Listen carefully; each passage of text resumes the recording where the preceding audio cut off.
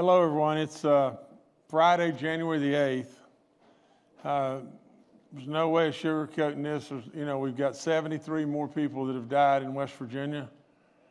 I'll read to people, and our 1,482nd death, a 79-year-old male from Kanawha County.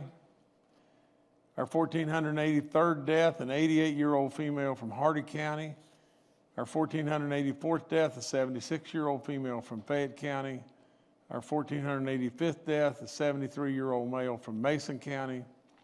Our 1,486th death, an 88-year-old male from Mason County. Our 1,487th death, a 70-year-old male from Cabell County. Our 1,488th death, an 86-year-old male from Hancock County. Our 1,489th death, an 80-year-old male from Hampshire County. Our 1,490th death, an 89-year-old female from Ohio County. Our 1,491st death, a 94-year-old female from Ohio County. Our 1,492nd death, a 47-year-old male from Wood County. Our 1,493rd death, an 82-year-old male from Brooke County. Our 1,494th death, a 74-year-old female from Hampshire County. Our 1,495th death, a 72-year-old male from Hancock County. Our 1,496th death, a 77-year-old male from Ohio County. Our 1,497th death, a 93-year-old female from Brooke County. Our 1,498th death, a 74-year-old female from Marshall County. Our 1,499th death, a 97-year-old female from Hancock County. The 1,500th death in West Virginia is a 72-year-old male from Greenbrier County. Now, I'm going to stop there just one second and just tell you just this. We have a bunch of kids that are outside right now, and there's probably not very many. There's probably 50 of them, and those kids, kids, we mold our kids, and in doing so, we are expected to be examples of our kids. Now, we're not in school now, for all practical purposes, all the way across this state. And first and foremost, we know we got to be in school, do we not? Now, what these people, coaches or whomever it may be, are pushing these kids to do is these kids are out here and they're all yelling and everything. A lot of them don't have masks on, and a lot of them are out there and they're just yelling and everything. Let us play. Let us play. And they want to play basketball, or they want to, play whatever winter sport is there. And what we're doing is they're insinuating that I'm the one that's holding them back. Well, I guess I am from the standpoint of the governor, but from the standpoint of wanting our kids to be able to play and be in school and everything, I've coached all my life, and I find it completely terrible to think that we just can't simply understand that I've just read the 1,500th name, and I've still got 54 more names to read today. Now, listen, I hate to say this, but we don't go back to school until the 19th or later. What in the world could we possibly be doing to be out there, trying to say we want to go play ball right now? Well, how smart could that possibly be? We want to go indoors, and the next thing we'll want our grandparents and our parents to at least be able to come and watch us. And we want to go indoors and play sports right now. Well, let me tell you, in this situation, they can yell all they want. They can yell and bark at the moon all they want. But I am telling you, without any question, we're doing the right thing here. First and foremost, we need to be in school. The SSAC will absolutely work with all the coaches and everything, as they've done so admirably in the past, and we will absolutely be able to get to play as soon as we possibly can. I ask people, just give us some time. We're trying to get vaccines out, and we're doing a terrific job in doing so, but we're trying to take care of people to where we save people's lives. I'm reading their lives being gone right now. Now, this is silly. That's all there is to it. Now, it's great that we express our freedom of choice or whatever it may be, and absolutely exercise our free speech, freedoms and all that, but really and truly, just ask yourself one question as an adult. Do we really need to be putting a whole lot of emphasis today on playing sports? Do we really and truly, need to be worried about sports when we're not even in school? And do we really and truly need to take the chance of putting a bunch of people indoors right now when this thing is absolutely running through our land like crazy? And it's tough stuff, but we don't need to bring grandmas and grandpas and parents and people from the outside into our schools today. Now we know that there's not much of a problem, with the transmission of our, younger kids, but we know that there is a big problem with the transmission of adults and everything being in the gymnasiums and stuff like that. We don't need to be doing this today. Our 1,501st death is a 79-year-old male from Hampshire County. Our 1,502nd death, a 52-year-old male from Mercer County. Our 1,503rd death, an 83-year-old male from Monongahela County. Our 1,504th death, a 79-year-old male from Upshur County. Our 1,505th death is an 88-year-old male from Brooke County. Our 1,506th death is a 68-year-old male from Mason County. Our 1,507th death, an 83-year-old male from Barber County. Our 1,508th death is a 36-year-old male from Monongahela County. Our 1,509th death, a 59-year-old female from Kanawha County. Our 1,510th death, a 92-year-old female from Fayette County. Our 1,511th death, an 81-year-old female from Nicholas County. Our 1,512th death, a 63-year-old female from Ohio County. Our 1,513th death, a 91-year-old female from Putnam County. Our 1,514th death, an 84-year-old male from Ohio County. Our 1,515th death, a 46-year-old male from Wyoming County.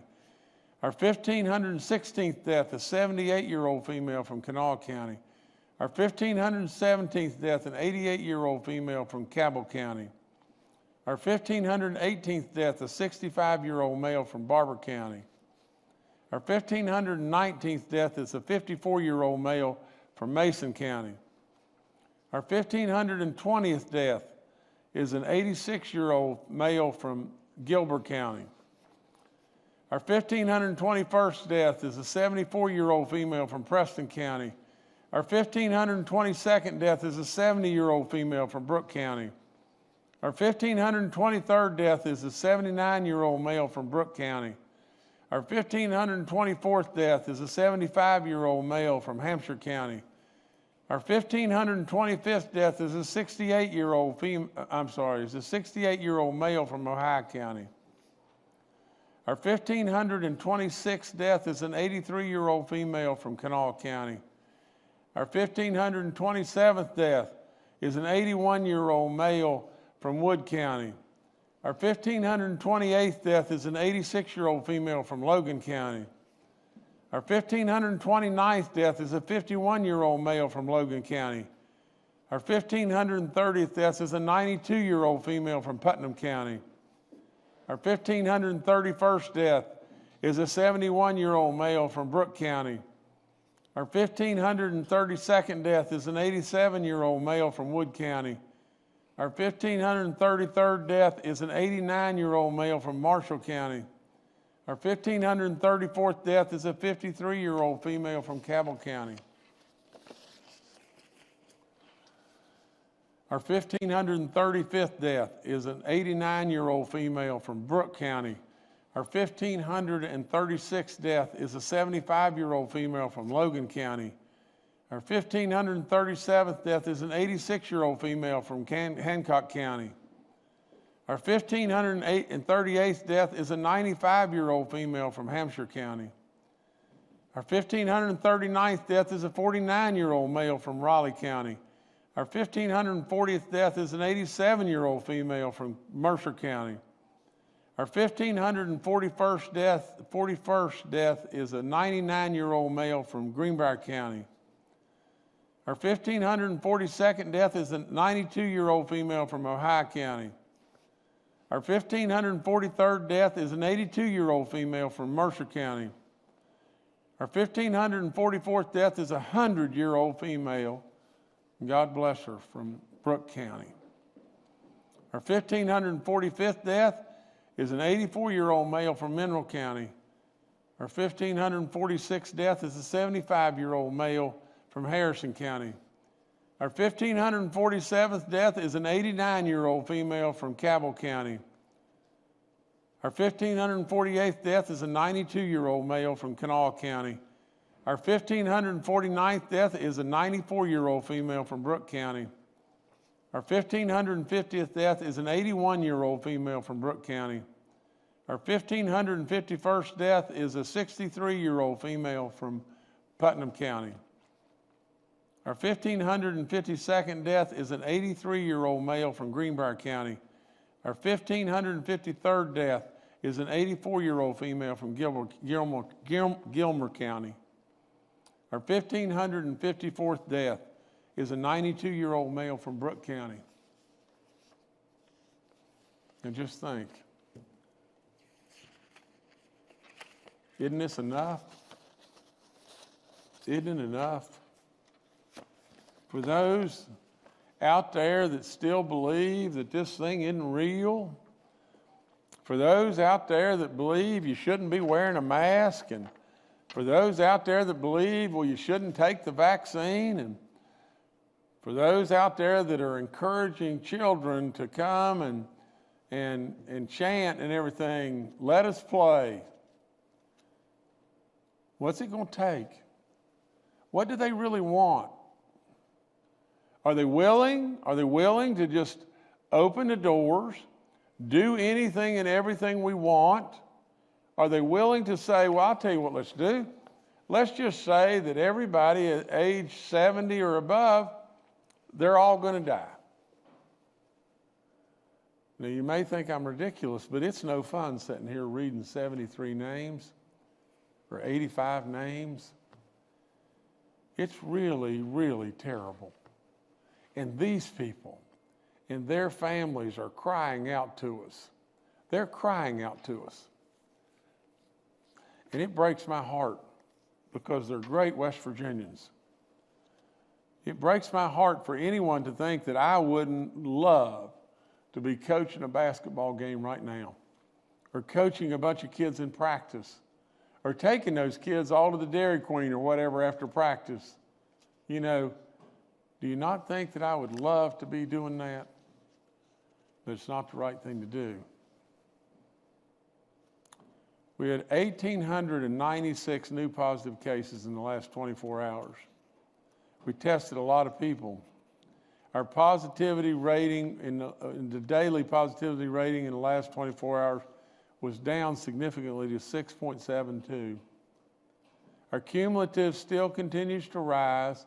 It's at 5.25. We have active cases of a little over 28,000 and recovered a little over 68,000. We have 787 people that are hospitalized right now and 208 in the ICU units. We tested yesterday in West Virginia 23,309 people. Our RT number is at 1.06. We're the 21st best in the country. You know, our counties are orange and they're red. You know, I've told you so many times about going and getting a test if you feel the least bit sick. It'll save your life if we can get the antibodies to you and to you soon. We lead the nation when it comes to getting our vaccines to West Virginians, and we're making a really, really, really significant move with that. You know, the work that's been done is incredible in lots of ways, and we need to keep it up. You know, I'm not going to go through a whole lot more about that and everything, you know, but the bottom line to the whole thing is we need to keep pumping as hard as we can to get shots in the arms of people and not in a warehouse somewhere. Other states are dropping the ball all over the place. West Virginia is #1 in the national vaccination trackers. The US CDC has posted a COVID vaccination tracker on their website. It measures the number of people who have been vaccinated per capita on a per capita basis. This is important because each state's population determines how many doses they'll get. West Virginia is #1 in the nation. Meanwhile, Bloomberg.com also has a tracker that looks at the vaccination administration rate. When you adjust for today's numbers, West Virginia is #1 in the nation in this category as well. You know, to be perfectly honest, being #1 is great, but we want to lap the field. You know, West Virginia, you know, the net, the whole thing is one thing and one thing alone. West Virginia is the very best state in the country, at least at these life-saving shots. We're getting them in people's arms. We started Operation Save Our Wisdom, Operation SOS, and basically we gave hope to our 80-year-old plus, and now we're going to fall right back behind and we're going to jump right on the 70-year-old plus and then the 60-year-old plus, and we're going to stay dead on top of this until we stop this crippling, terrible disease in West Virginia. We're doing the same thing with our teachers and our service personnel. You know, let me just talk just 1 second about that. From the standpoint of our teaching community, we know scientifically that middle school and down, the transmission rate is so low that you're probably at the safest place you can be, maybe with the exception of your house. Absolutely, you're far safer there as a teacher or service personnel than you'd be at the grocery store.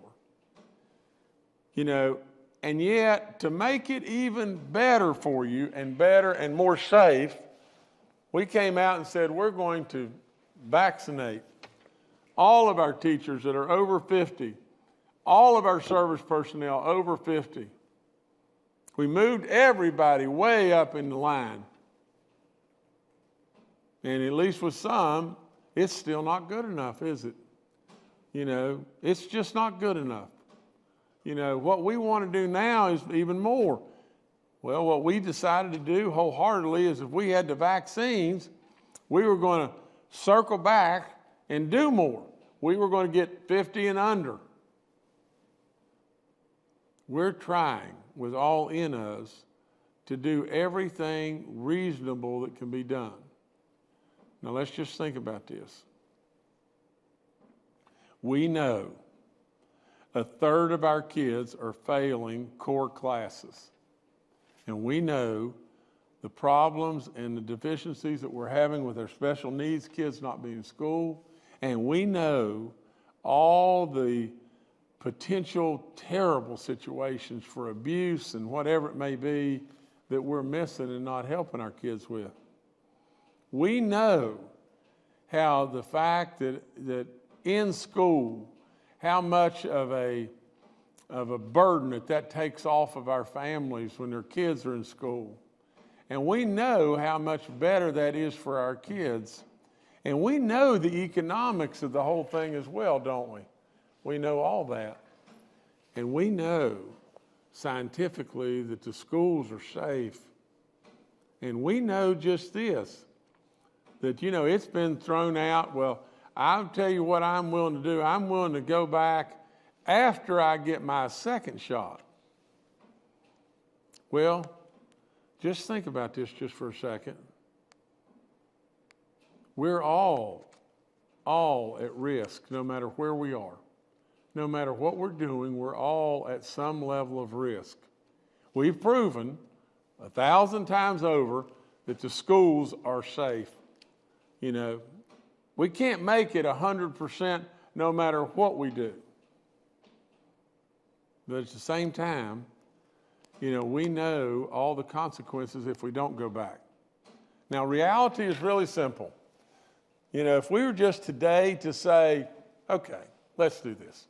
Let's vaccinate all of our teachers and all of our service personnel so we can go back, and then let's wait 28 days because Moderna is sending us more than Pfizer sending us. Let's wait 28 days, and then let's vaccinate all again so everybody will have their second shot that's at the school.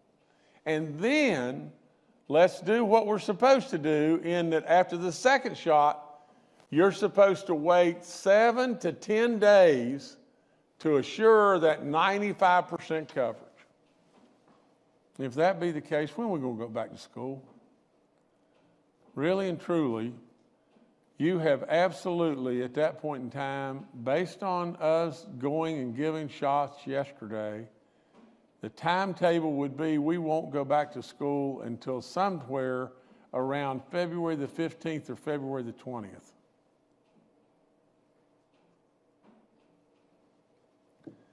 Now, I know it's not perfect, but we need to be back in school.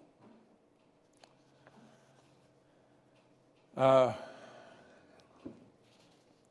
think, Jordan, you've got some photos of people. We put doses in 10 facilities, I think, yesterday and all across the state. And this is for the Operation SOW, Save Our Wisdom, and people over 80 years of age. And I think you can see, everyone can see the response of the people. And we gave life and hope to these people.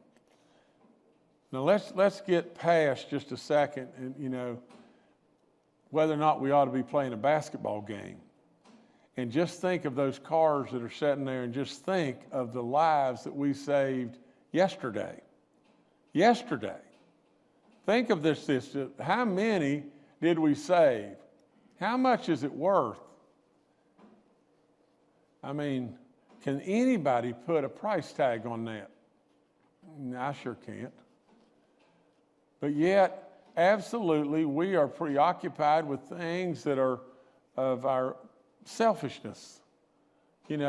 Absolutely, that's what we need to do. We need to save people's lives, and we need to get back in school. All the vaccine information, is up on our websites. All the vaccine reminders that I've told you, over and over about. The antibody treatments and everything, how much that'll save your life if we can get a test on you and get it quick. I think we, as a part of the elementary and secondary emergency relief fund, which was renewed by Congress in the second federal stimulus package that just came, West Virginia has received, and get this, $339 additional million. These funds can be used by our 55 county systems to address the educational impact of the pandemic, including but not limited to the continuing of operations, the pandemic learning loss activities, and health and safety needs.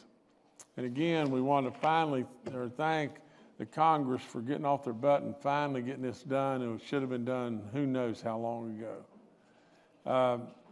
All the testing information's up on our website. All the thanks again to the pharmacies on the drive-through stuff. We have almost no outbreaks in our schools. We're not going to school right now and everything. We have only 15 confirmed cases in the public school system. There are 111 in our long-term care facilities. There's 14 outbreaks in 9 counties. The counties are down at our churches, and that's Harrison, Jackson, Marion, McDowell, Mingo, Monongahela, Nicholas, Summers, and Upshur counties. No point me going through and telling you again, you know, to put a pew in between you and all that. You've heard it over and over. We're down to 355 active cases in our corrections. There were 351 cases at the Central Regional Jail, and now we're down to 9. It is truly amazing, you know, what corrections has done, and they want to just keep at it. I tell you, wear your mask. I tell you, go get a flu shot. I tell you to give blood. You know, I've told you about the game changer announcement to where people stepped up and gave some real money. Game Changer was good enough to make me their head coach. I am really proud of all the stuff that Game Changer is doing, and that's all really good. And that's all I got for right now. All right, thank you, Governor. Let's now go to Dr. Clay Marsh, our coronavirus czar. Well, good afternoon, and I want to reinforce what the governor has said. So we have gone through the process, and I've received my second shot of the Pfizer vaccine. I had very little even pain in my arm. I felt maybe a little tired for 24 hours. And some people after the second shot might feel a little bit like you have a viral illness that's pretty mild, and maybe for the first, 8 to 24 hours afterwards. And remember, you cannot get infection from this vaccine, but that response should make you feel very positive, because that response is telling you that your immune system is getting activated by the vaccine. And so as we look at these vaccines, the Pfizer and the Moderna vaccine, and as the governor said, we're certainly very proud and incredibly grateful to our leadership of our vaccine distribution group, retired Colonel Joe Peel, retired General Hoyer, but also the numbers of people that sit on that task force, on that joint interagency task force, that has enabled us to push those vaccines out very quickly, and from the collaboration of our healthcare sector and pharmacy and local health departments, primary care groups, a whole number of people. But the key is we celebrate that, not only because we're very proud of the work of everybody and the position of West Virginia in leading the country and pushing out vaccines, but as the governor said, each vaccination we give saves lives. And we know that to be absolutely true from the clinical studies. And just as a reminder to people, many people are very anxious and saying, hey, where do I stand in line? Why am I not getting, contacted to get the vaccine? And remember, the priority scheme that we created was really based on the best guidance from the Centers for Disease Control, that was also informed by other countries like the United Kingdom, and ultimately then really that was then foundationally based on our own experience, our own epidemiology, what we found in West Virginia. And what we know from the CDC's guidance and from the UK and from what we found in West Virginia is that we, in order to fulfill the goals that the governor has given us to maintain the capacity and the function of our healthcare sector and hospitals, as well as critical workers, and as we talked about, the governor talked about teachers and first responders and other critical workers, that we need to be highly cognizant that when we look at people dying in West Virginia, which is the other side of our real priority scheme, then we know that 77.5% of people who are dying in West Virginia are over 70 years old, and that 92% of people that have died in West Virginia are over 60 years old. And 97% of people that have died in West Virginia are over 50 years old. So the reason why we've started to really focus at not being absolutely sequential, but having this overlapping priority scheme and getting at our most vulnerable elderly is because we know these are the people that are dying from COVID-19.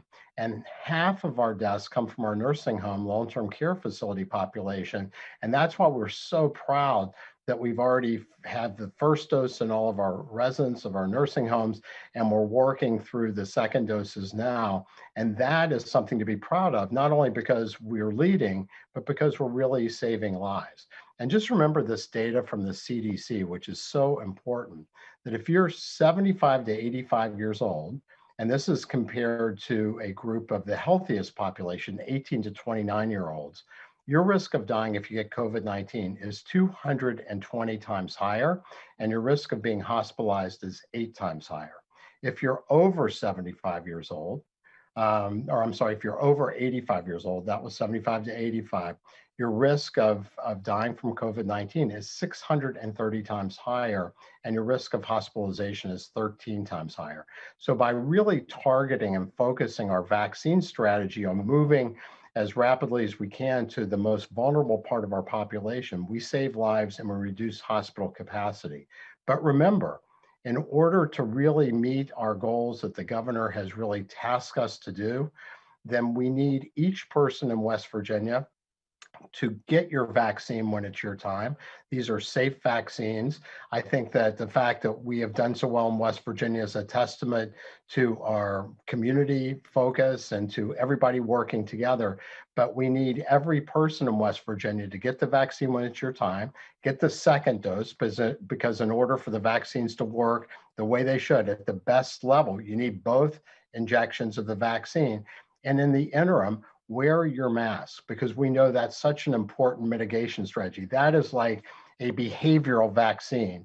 And during this real critical time for our state, the next 4 to 6 weeks, when we know we're likely going to see more surging of sick people with COVID based on the December holiday time, it is really important for each West Virginian to do your part to serve each other, to make sure that we are safe. And the light at the end of the tunnel is not only having the vaccines available, but having each one of you get immunized with those vaccines. So thank you very much.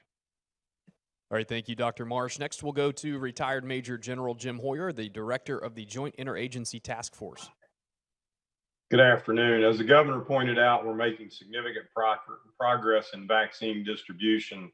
But while we continue to move vaccines to arms, we're also working on other areas I want to make sure folks are aware of. Number one, we continue to build out the network and the capacity, so going forward we can do more, particularly when more vaccines are available, and do it in an orderly and efficient way.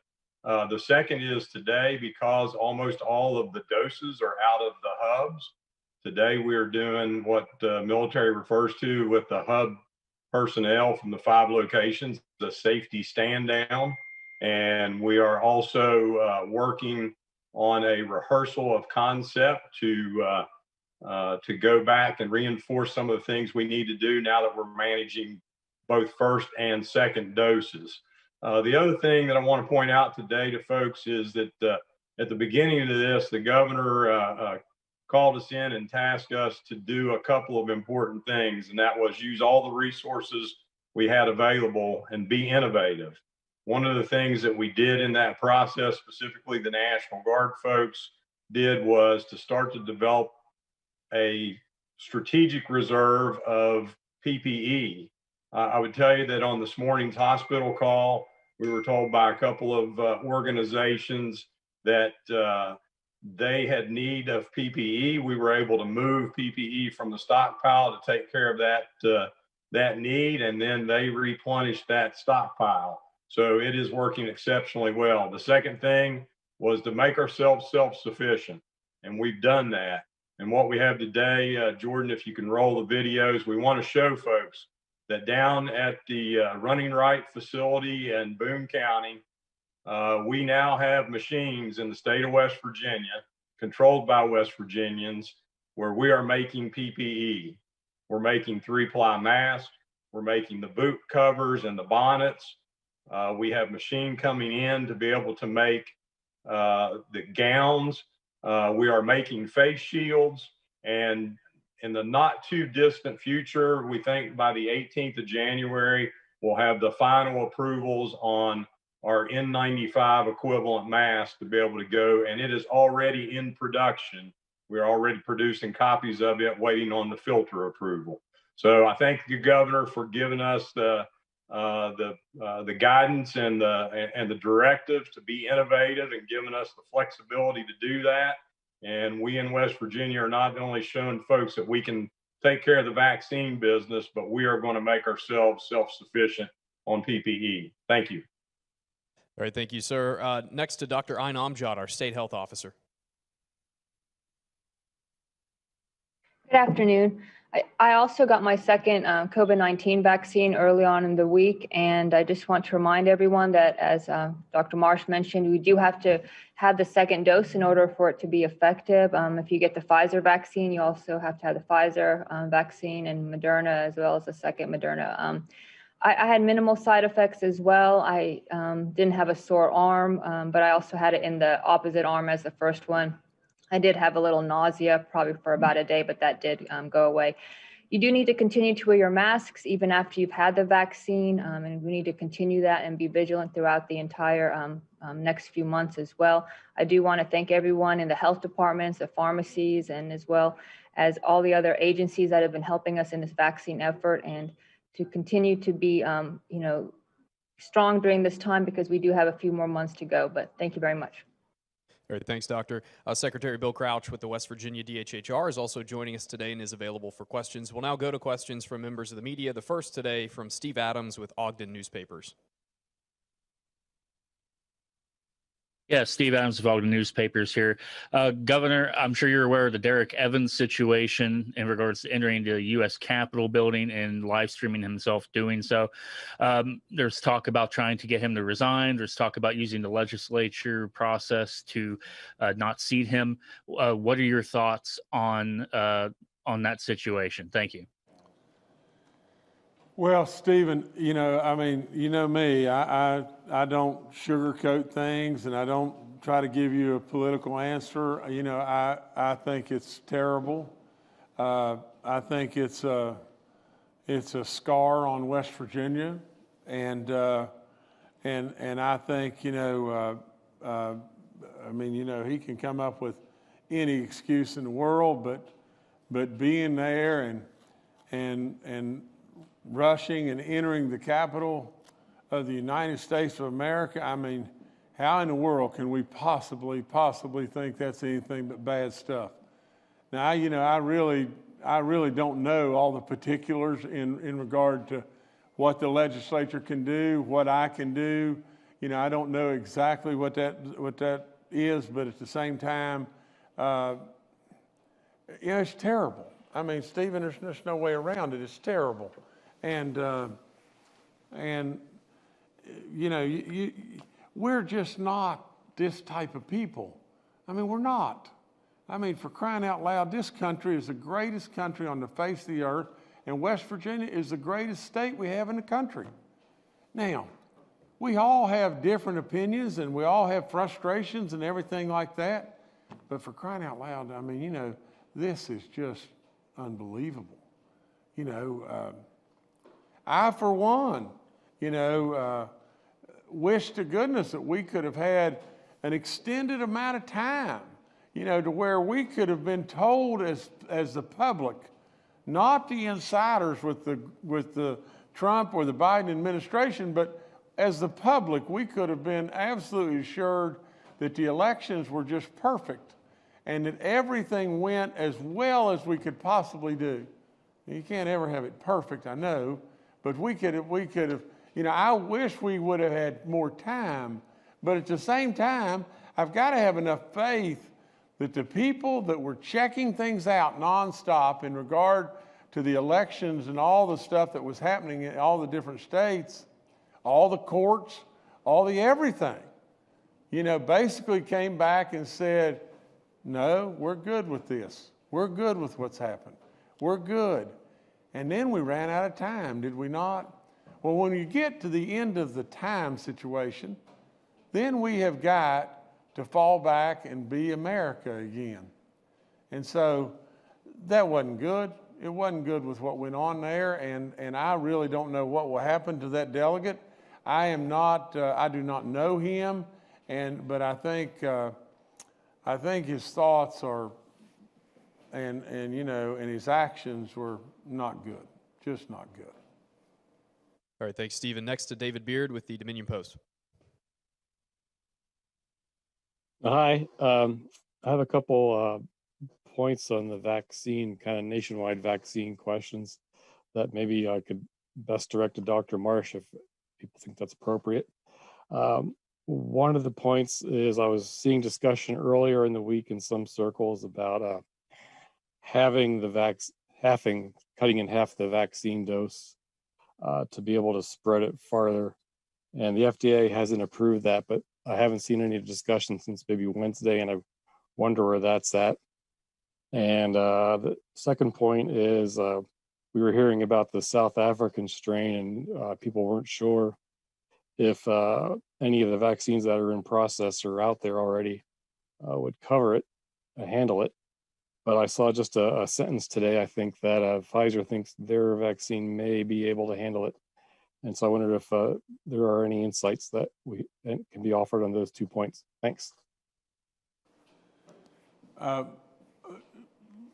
Clay, I think before you go, let me just say this, and David, you've been great, and for the most part, all of you are,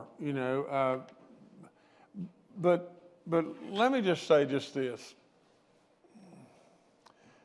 You see, I'm a real believer that we should be really, really proud of who we are in our state, especially. I'm a real believer that we should own up to the things that we do that are not good, and we should absolutely be very, very proud of what I always refer to as our own pond, and that's West Virginia. Now, just think about this just for a second and be honest. And now I'm speaking primarily to the media, but just be honest. How much have we reported all of the great things that have happened within West Virginia? That we were first in the nation with testing all of our nursing home residents, first in the nation on shutting down the visitation, made incredible moves as far as really shutting down schools and all the things that we did in the beginning, and yet we some way kept and held our economics together. How much reporting have we really done on the fact that we're going back to school and trying to vaccinate all of our teachers, and we moved ahead with age as a priority beyond belief, and we're not leaving vaccinations or vaccine in the warehouses. We're putting it in people's arms, and we've given real hope, and now we have Operation SOW, Save Our Wisdom. Yet, and what I'm saying is I'm not complaining to you, I'm just asking you, how do you feel about the fact that the nation continues to call West Virginia and say, what are you doing in West Virginia? It is so wonderful. What are you doing in West Virginia? The CDC or all the governors, they call and say, Governor, we want you to tell us what you're doing, because it is unbelievable what has been accomplished in West Virginia. And now, national broadcast, national news people are calling like crazy. And just tune your TV in tomorrow or the next day, and you'll see how good West Virginia is really doing. And I only say this to our media. Isn't it a crying shame that our nation has to tell us how good we're doing in our own state? To me, we should be promoting us when we have the opportunity to do so. When we do good in West Virginia, as West Virginians, we should be proud of our own pond. And Dr. Marsh, you go ahead and answer the question and everything. But David, the question David needs to ask David, and all of our media needs to ask one another, is just simply just what I just said. All the different things that the whole nation is crying to West Virginia and saying, how did you come up with this? How in the world are you doing this? If you could listen to Dr. Birx or whomever, how are you doing this, West Virginia? And we're doing it. We're doing it because we got a lot of smart people in West Virginia. And we got a lot of great people in our National Guard and our health communities and our DHHR and all of our health departments and on and on and on. We got a lot to be proud of in West Virginia. But it is pathetic if you just think that we've got to have the national news tell us how good we're doing. That's not any good. Dr. Marsh. So, David, the answer to your first question is that was a strategy that was brought up by the lead of Operation Warp Speed about having the doses, reducing the doses to half for the 2 shots of Moderna to try to extend the number of people that could be vaccinated. But as we, I think, talked about earlier, and Dr. Fauci suggested that the clinical trials use 2 full doses of the Moderna vaccine and 2 full doses of the Pfizer vaccine. The Pfizer vaccine doses separated by 21 days, the Moderna vaccine separated by 28 days, and demonstrated 95% protection with that strategy. And that's the way that the emergency use authorization was granted. That's the way the clinical studies were done. And that's the way the Food and Drug Administration basically recommends, with CDC's support, that we give the vaccine. So we give 2 full doses in that time frame separated apart. The second question you raised about the South African mutant strain and also the United Kingdom mutant strain, as we talked about, these are mutations in that spike protein, which is like the lines from remember when we were kids and drew the sun? The center part is the body of the virus, and the lines that emanate from that center are the corona or the spike proteins. Those are the spike proteins, those corona, are what binds to cells in our bodies and allows that binding to be much more efficient. It enhances the ability of the virus to infect people. It doesn't make people more ill, but these changes do appear to be covered by the vaccines. The South African variant is probably less of an immediate issue for us, but the United Kingdom variant is a substantial issue. Now, 8 states in the country report finding that mutant there, including Pennsylvania yesterday for the first time. So we know that these mutant viruses, which are easier to cause transmission, to infect person to person, are an additional challenge for all of us here in the US. And in West Virginia, even more reason why we want people to choose to be vaccinated, and also to be really, really, really diligent with wearing masks and being responsible, particularly for the next month to 2 months. It's really, really important. So thank you. All right, thank you, David. Next, we'll go to Kenny Bass with WCHS and Fox 11. Hi, this is Kenny Bass from Channel 8 and Fox 11. On behalf of our reporting at our station, Governor, and I feel very safe to say for the journalists in West Virginia who've been covering this since March on a daily basis, if you haven't seen positive reporting about the victories that West Virginia has been able to create and the great work that's been done by so many people, you aren't watching TV, listening to the radio, or reading the newspaper. But the question that I have is that it took us from March 29th to December 15th to register 1,000 deaths in West Virginia. That's 8.5 months. Since December 15th, we've registered in 3.5 weeks 500 more deaths. Dr. Marsh, Secretary Crouch, Governor Justice, if you'd care to weigh in, Dr. Amjad, what do those numbers tell you? That it took us so many months to get to 1,000, and then bang, 3.5 weeks later, we're at 500 and literally knocking on the door of 2,000 in just a week or so if we continue. Thank you. Kenny, let me not to belabor the other point. My point is just this, Kenny, is if we'll stay tuned to the national news, and you'll just be really brutally honest, the national news will tell us how West Virginia is doing. And that, to me, shouldn't be the way it is. We ought to be we ought to be really proud, really, really, really proud of some, the latest, greatest thing, and I've said it over and over, but the latest, greatest thing that West Virginia did was come up with a thing that said, we're pivoting right now. We're pivoting right this second to our elderly. And we're pivoting to age. And we're absolutely going to give hope to our elderly right now. And we're going to move in a situation where we're not going to get caught with vaccines wall to wall in the warehouses. Now, to me, if we've been reporting on that, I'm missing a good bit of it. It ought to be the headlines of the papers. It ought to be the number one thing on the newscast because that was so novel. And now the nation is again watching West Virginia. And you know what that does, Kenny? When the nation watches us, it brings more people here. And it brings more goodness to West Virginia. Now, you can say what you want, but you can't brag enough on West Virginia in my book because I love us and I think we are just that good.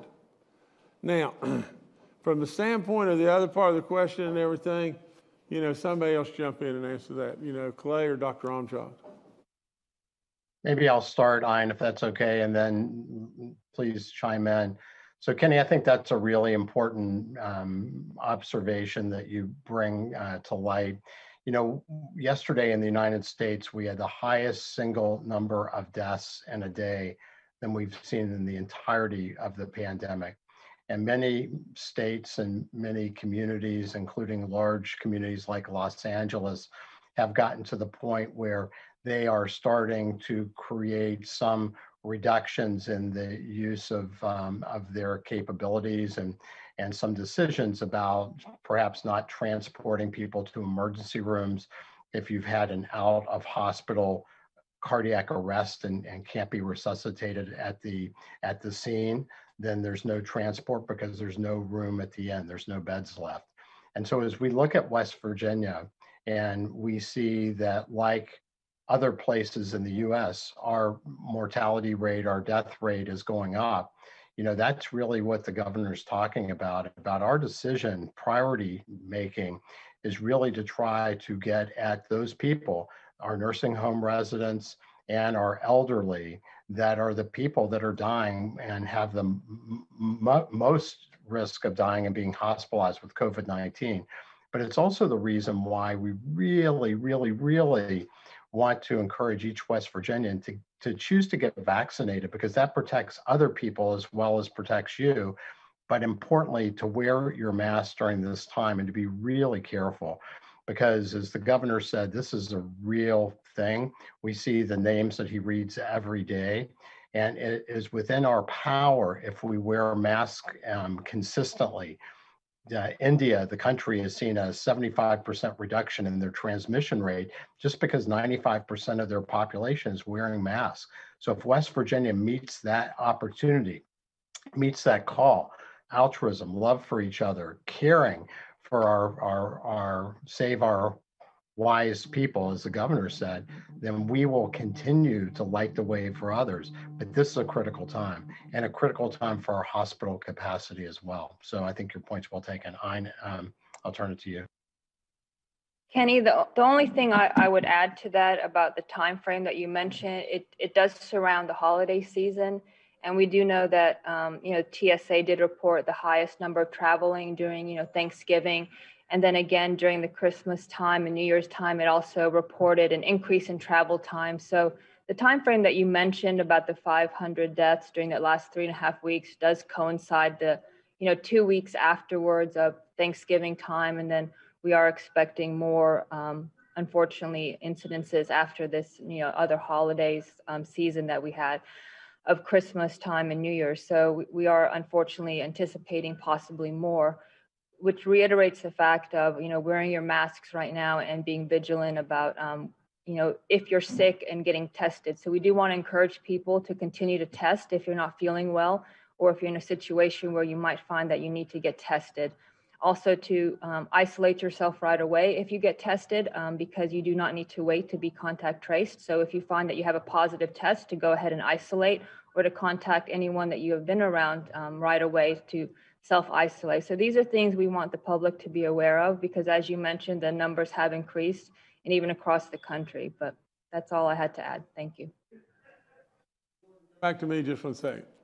You know, and Kenny, all I'd add is just this is, and I don't know this absolutely, but I think if you're just fair and you just look at it's almost like what happens in our nation happens to us too, and it's just that simple. You know, our nation, the number of cases have exploded, the number of deaths have exploded. You know, whether it be the Thanksgiving holidays or the Christmas holidays or whatever it was in the fall, I've shown you graphs and everything from time to time. The length of time, you know, we had a spring, then we had a summer outbreak, you know, and now we're in a fall outbreak, and the length of the time span, remember that, you know, is for us to get out of this. You know, this is a spin cycle that lasts for a long time, and so I really believe this is, you know, almost like what's good for the goose is good for the gander, and you know, and in this situation, you know, what's happening in our nation happens here too. All right, thanks, Kenny. Next, we'll go to Brendan Tierney with WSAZ. Hello, Brendan Tierney here with WSAZ News Channel 3. Governor, do you think Delegate Evans should face criminal charges and other punishments for his role in the riots in Washington? And what should happen to other West Virginians who traveled there and broke the law as part of those events? Well, Brendan, I'm a real law and order and supportive of our law enforcement all across the board, and you know, I think you can see by what's going on the national news and everything that they're looking for people all over the place. I do not know to the extent of what he did. I really don't know exactly what he did, you know. But I've not seen the video of what he was doing there and everything. But trust me, there's a bunch of people that are going to be prosecuted, and there'll be a bunch of people that will end up in jail, and they should. I mean, they really, truly should. That's where they ought to end up. I mean, for crying out loud, when you go break into our nation's capital, and then you're destroying things and doing stuff there, I mean, look, it's just impossible for me to defend. I mean, that's all there is to it. And I'll promise you just this too, and I want all the people of this state to hear me loud and clear. There's no way. I know President Trump, and I know his family through and through, and there's no way they condone this either. There's no way. There's no way. Naturally, our president was really frustrated. Me too. And naturally, there's a lot of people out there that are really frustrated. And absolutely, we've tried, and you know, there's so many things that, you know, as we go through life that we'll try to do, and there's elections to come, and there's lots and lots and lots of different things. But there's no way on God's earth that I will believe the Trump family absolutely would think that it was the right thing for people to go storming into the nation's capital and do what they did. No way I'm going to buy that. All right, thanks, Brendan. Next to Charles Young with WV News. Hi, this is Charles Young with WV News. Just a little while ago, President-elect Biden said that once he's inaugurated, he's going to pursue a very different vaccine distribution strategy. It sounds like he's planning on releasing basically all of the available vaccine at once instead of holding them back for the second dose. How is that going to change our strategy? Thank you. Well, you know, surely to goodness, we're going to hold back, you know, and we're going to hold back to be able to get people on the date where they're supposed to get the second shot. And unless there's been a tremendous change in the medical community in what their trials and the FDA and all the stuff that they came up with, I really don't think that's going to happen. But I am not a doctor. This is way past my pay grade. you know, General Hoyer, maybe you could weigh in on this too. So, yes, thank you, Governor. I think the point of whatever happens, what was referenced earlier and what the governor's directed us to do is to continue to build the network and to continue to build capacity, whether it's releasing shots that way or us anticipating more production coming in the future. We don't want to just be doing what we're doing, which is really exceptional compared to the rest of the nation. We want to be prepared to push more vaccines to more people as efficiently and as effectively as we can. The bottom line is what the governor said multiple times. Every time we get a shot in an arm, we are saving a life. We're creating the potential to save life, and we'll continue to build that network to be prepared for whatever level of vaccines they send us. All right, thank you, Charles. Next to Emily Allen with West Virginia Public Broadcasting. Hi, Governor. Hi, panel. My question goes back to corrections. You had an update earlier. I just wanted to focus on vaccines. Last Wednesday on the 30th, you talked a little bit about like 60% of staff or so not choosing to take the vaccine so far. I was just wondering if from the governor's office's standpoint, there's any update there. Also, as we're vaccinating members of the general public as part of the SAL program, the elderly, do we have a plan for addressing the elderly in our correctional facilities? Thanks. Emily, I'm going to pass this to Dr. Amjad, but I'm just going to, and because you, and I truly understand the concern, and it's admirable in lots and lots of ways and everything. But Emily, you've got to look at the numbers. And you've got to just think of the 15,000 or whatever that we have in corrections, not counting maybe all of the, the staff and the people that work there. But with all those and everything, Emily, just ask yourself just this. I mean, isn't the job that's been done unbelievable? I mean, when it really boils right down to it, I think we've had 4 or 5 deaths in our corrections out of 15,000 people, plus all the staff that's there and everything else. I mean, honestly, those people are just, to me, they're knocking it out of the park and everything. But Dr. Amjad, can you answer the backup to her question, please? Yes, Governor. Emily, as far as the vaccines, I think you said 60% of the staff are getting them. I don't have a solid number on that. We'd have to go back, but that's up to the staff of how many want to get the vaccine. Of course, they're working on that and seeing how many of them want to actually take the vaccine. As far as your question about the inmates getting the vaccine, as mentioned previously, those will be done as General Hoyer mentioned, as allocations allow it. But as the governor mentioned too, we have not had a lot of deaths from the population in the inmates. So those have been taken care of well by the correctional staff facility there. We did have a discussion yesterday about the monoclonal antibodies being used in correctional facilities. We had a large webinar with correctional staff as well. So they're working on getting that for any patients there. But there, if you are really sick with COVID-19, they actually transfer you out of the facility. And that's probably why they're doing so well there. So they have a really robust medical staff taking care of any patients there. But those questions that were answered previously on the briefing as well regarding the vaccination of inmates in correctional facilities. So hopefully that helps answer some of those questions. Thanks. All right, thanks, Emily. Next to Mark Curtis with Nexstar Media. Good afternoon, Governor and Cabinet members. Mark Curtis at Nexstar Media. Governor, I ask this question with the most sincere respect and deference to you. I'm not trying to start an argument. I just want to state some facts because we are in the business of telling facts. When West Virginia tested everyone, employee, personnel, resident of nursing homes in the state, we were the first in the nation to do so. That made banner headlines here in West Virginia. When you vaccinated all the residents and workers in West Virginia, long-term care facilities and nursing homes, that made banner headlines statewide. And our industry works from the ground up. When we get information like that, it is us who feeds it to our networks.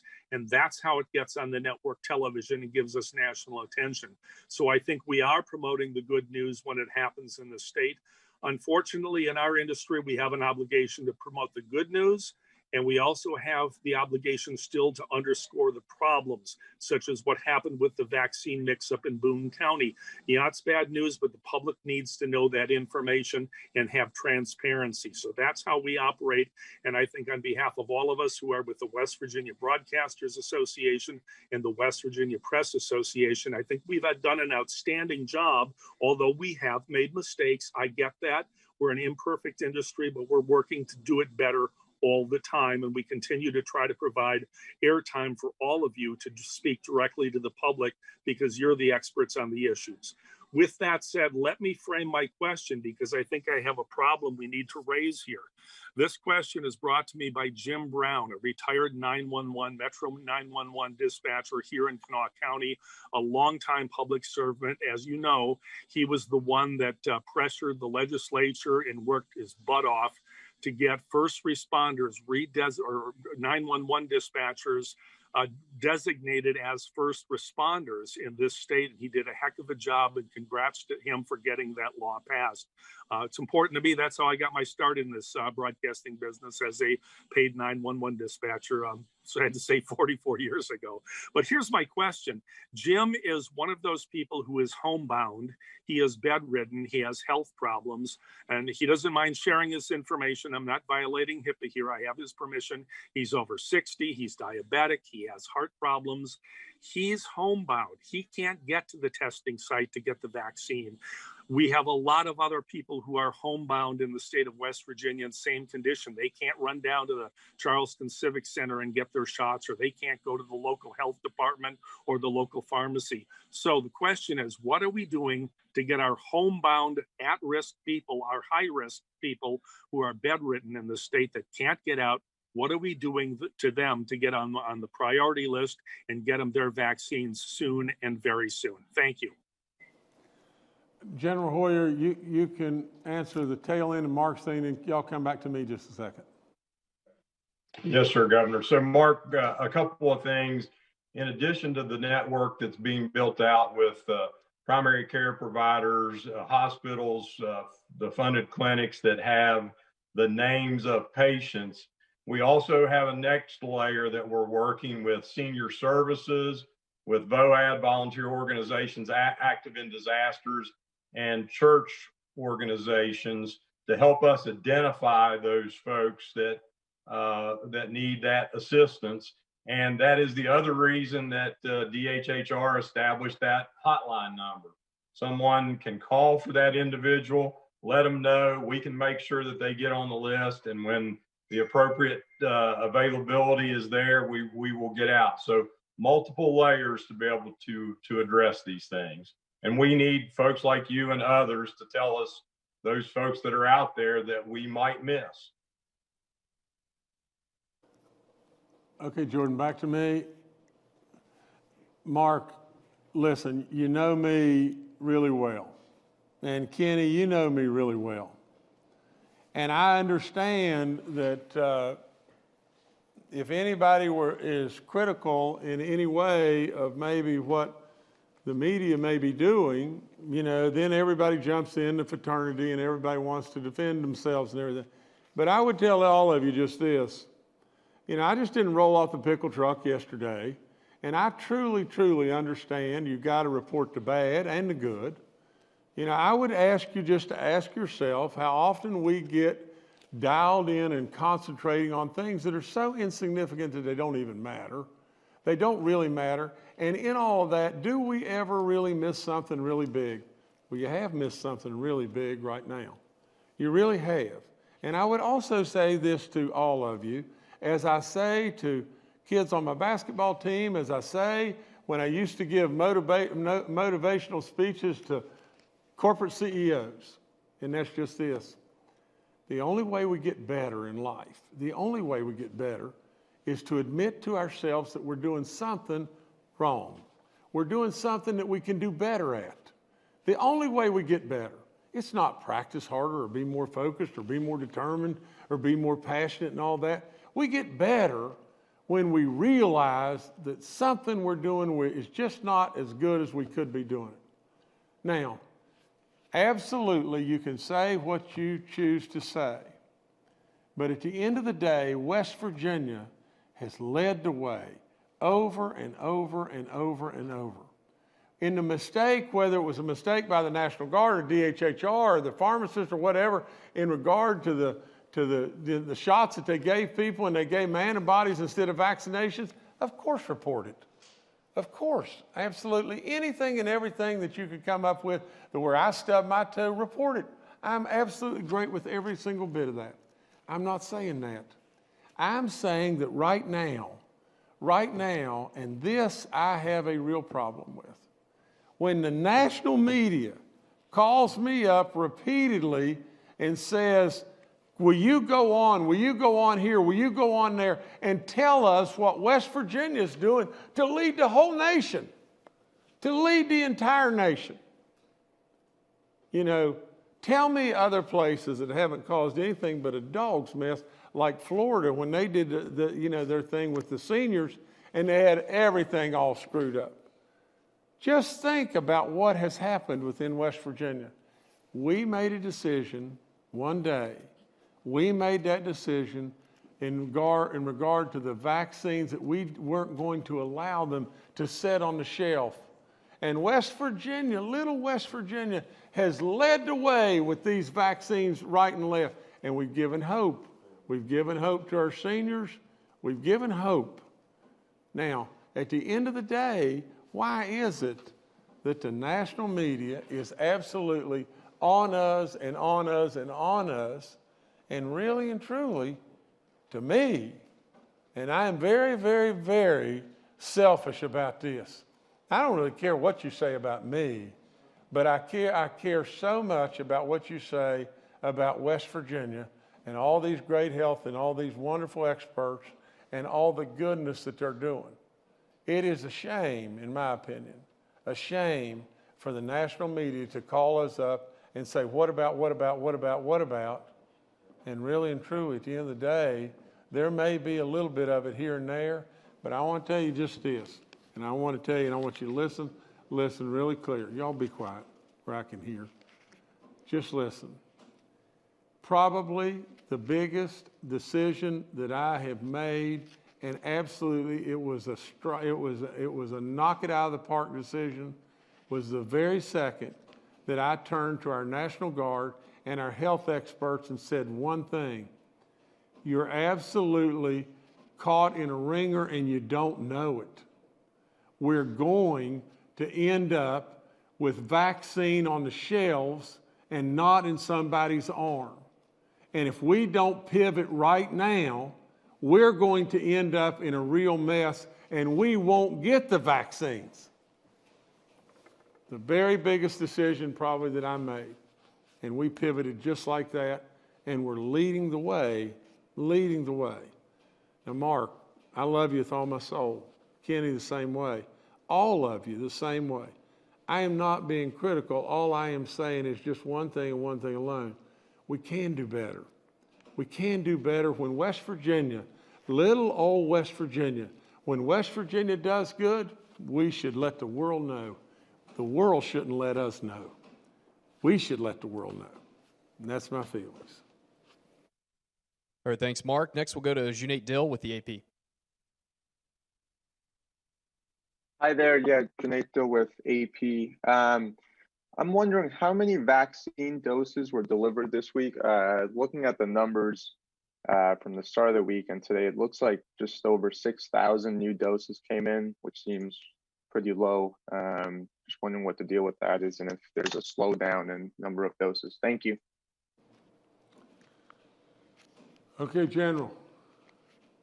22,900 doses were the number, and that is the same projection to come next week.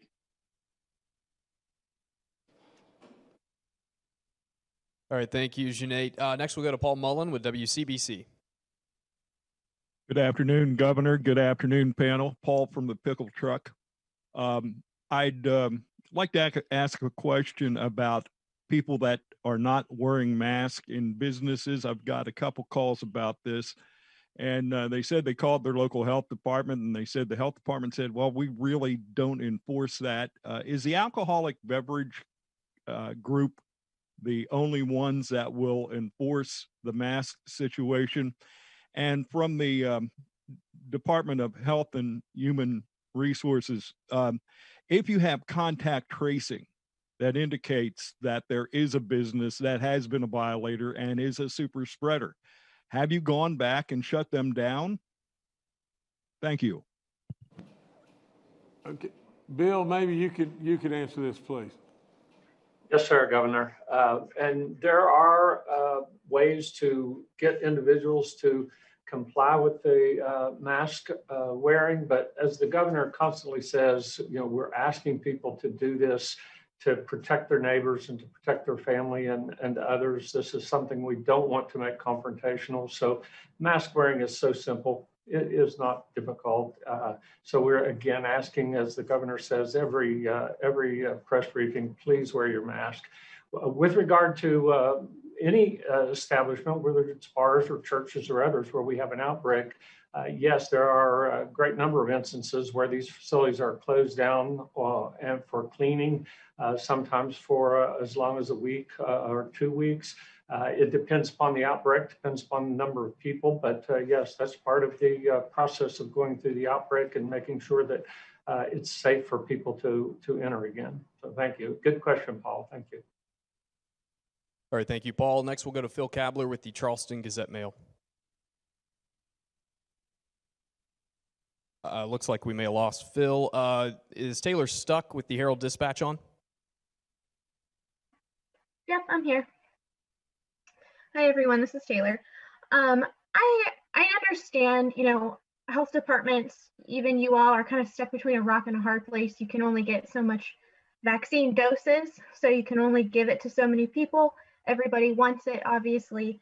But I've heard from health departments that smaller ones are having problems with just the 80-year-old community trying to get on the wait list.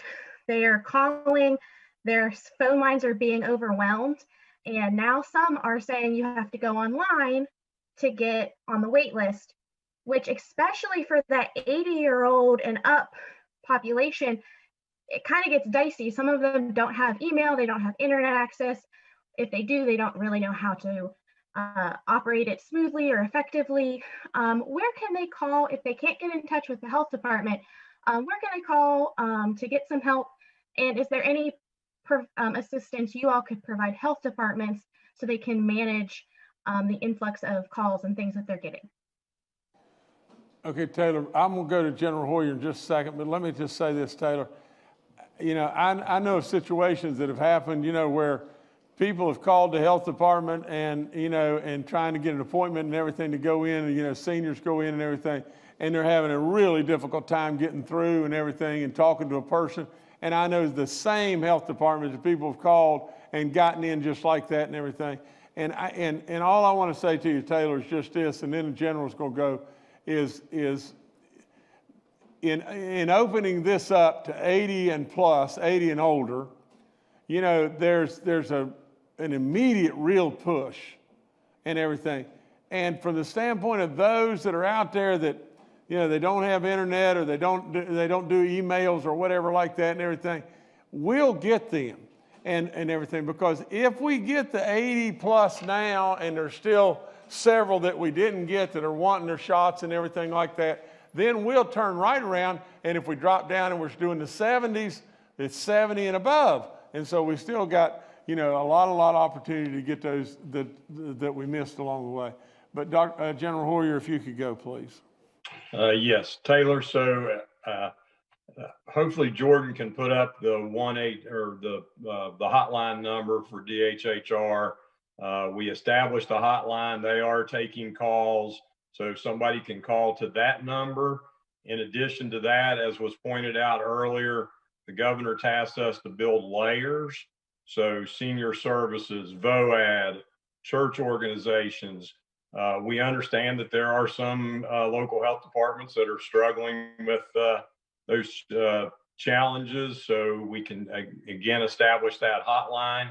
The other thing is, as the governor's pointed out before, he's now challenged us to create both a push and a pull network. The pull network being, as we continue to bring on primary care providers, hospital clinics, federally funded clinics, they have access to patient databases, then they know the people that they serve in those age ranges and can continue to work to pull those folks in. So multiple layers. We will do our best to get to everybody as quickly as we can. All right, thanks, Taylor. Last question today from Hannah Howard with WVVA.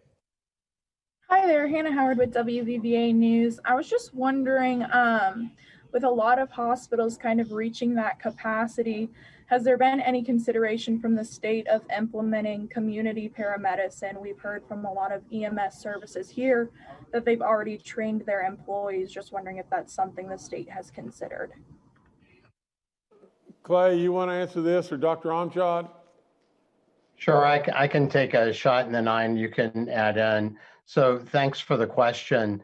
We are actively talking with the Hospital Systems Leadership Association on a daily basis and having leadership calls on a biweekly basis, continuously assessing where the hospital systems are. We are looking at our emergency preparedness and surge planning at the state level, and have a leadership group that is really targeting that, working with the appropriate folks in the state and hospitals, and so we believe that we will have a backup plan and a backup plan to the backup plan as would be needed. Certainly, as we look at the potential to have paramedics be part of that expansion plan related to healthcare expertise and healthcare workers, as well as looking at being able to identify other people that can be part of that group that could stand in as needed, is really critical to our plan. Because I think that what we see from a state leadership standpoint, which is really important for folks to recognize, is that one issue is bed availability, but it's easy to make more beds in some ways. It's hard to create more qualified and expert staff and physicians and healthcare workers to be able to care for people in those beds. And that's one reason why we are so focused at not only trying to have the healthcare workers in our state agree to get vaccinated when they have that opportunity, but also to really implore all of us to be very cautious in our own community settings, because we know that the spread of COVID-19 in our healthcare workers is generally not at the hospitals or in the clinics when they deal with patients, but it's really related to their own activities in their homes and communities. And so it's really important that we protect ourselves and each other, because this vital workforce is really a critical component of our stability. And as the governor has asked us to do, to make sure that we maintain capacity and function of the hospital systems. So the community paramedics certainly are part of that, workforce that we constantly rely on and appreciate. But I think that's a really important question you bring up. Thank you. All right, thank you. Hannah, Governor, back to you. Okay, we just got a thing that just came across, came across the wire service or whatever, just this, and and I'm sure everybody's gotten this, but maybe not the people that are tuning in and watching, but this came across. West Virginia Delegate Evans charged federally, charged with entering a restricted area according to Federal Department of Justice press conference. Something the courts will have to handle is, that this will be probably now out of our hands. It'll be something the courts will have to handle, but nevertheless, Delegate Evans has been charged federally by entering that restricted area. The only other thing I'd end up with is just this, I hope to goodness from a standpoint of all of us, we don't get in a situation to where, you know, the governor is screaming, and you've never heard me say this, never. You know, you've never heard me start saying, it's nothing but fake news, fake news, fake news.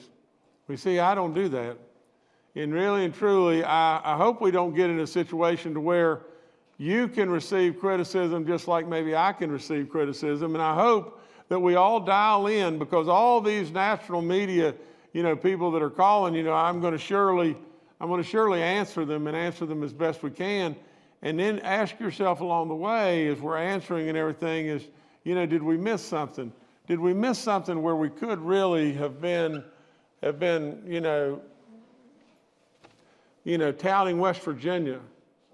At the end of the day, and I say this in closing, just this job is absolutely so many decisions that are dadgum if you do and dadgum if you don't. You know that. You know that. There's no right answer to a lot of really tough decisions. But you know, they aren't just decisions that I'm making. These are decisions and they're recommendations that are coming from the Department of Education. I just got through meeting with the president of the board, you know, of our state board, Miller Hall. They're tough decisions that have to be made. And absolutely along the way, whether it be all of our panel of medical experts or all the National Guard and all those things that West Virginia has done, they're tough decisions. And it's easy to sit and pick at something that just fell to the wayside, or something where somebody dropped the ball. You know, just like the great man that works here, you know, and works for us in our services here at the Capitol, and he takes a flag up trying to do something that's really good, and he just happened to get it hooked up the wrong way, and he felt terrible. He felt absolutely terrible. You know, at the end of that day, really and truly, in the scope of everything that's going on, what should be the number one focus of all things? Should it be 50 kids or 30 kids that have been directed to come here by adults and say, let us play? Or should it be the fact that we're doing something that no other state is doing in the whole country, and we're saving lives? To me, it's just fair, and it's fair as we go through life. I mean it when I say to you just this. I truly appreciate every single thing that our media does every day. I've developed great friendship with many of our media. And absolutely, I want you to know I am as transparent can ever be. And I make mistakes, and when I make mistakes, I expect you to hit me. And I really don't care if I come up with the greatest decision in the world and you say, justice said. It doesn't matter to me there. All that matters for me is for you to say, West Virginia said. And West Virginia is the first. And West Virginia is the greatest place on the planet, in this country or in any country, for us to live and be proud of. You see, like it or not like it, but just this is fact. Perception becomes reality. And how people have perceived West Virginia in the past is changing. And it's changing every day to the positive. And we need to keep it going there. And so the more good that we can say and the more good stories we can tell, truthful stories, I hope to goodness we'll tell them. I thank you so much. And please keep all these people in your prayers. It's really tough. 73 more people today, 85 people the last go-round I was here. And really, please keep them and their families and all their loved ones and friends in your thoughts and prayers. Thank you so much.